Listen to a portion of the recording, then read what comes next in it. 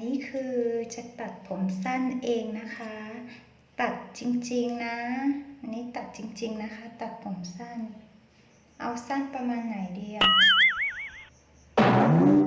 สั้นประมาณกลัวเหมือนกันไม่ค่อยกล้า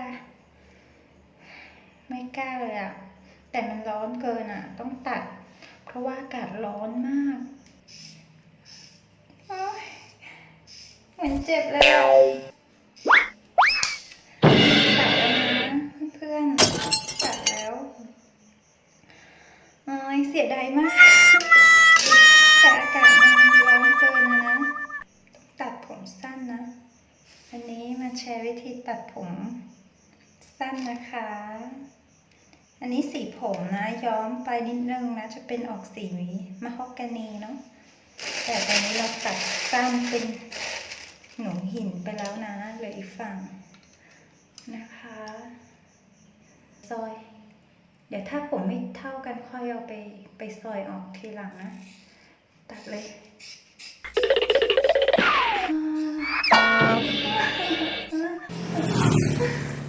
เหมือนครูตัดผมสมัยเรียนเลยอะความรู้สึกเป็นอย่างนั้นเลยนะคือแบบนะคะนี่นะรีวิววิธีตัดเสียดายผมมากเลยแล้วก็ได้ผมของเราไปนะคะรู้สึกฝั่งนี้จะสั้นกว่านะฝั่งนี้จะยาวกว่าแต่เดี๋ยวเราค่อยซอยออกอีกทีนะคะ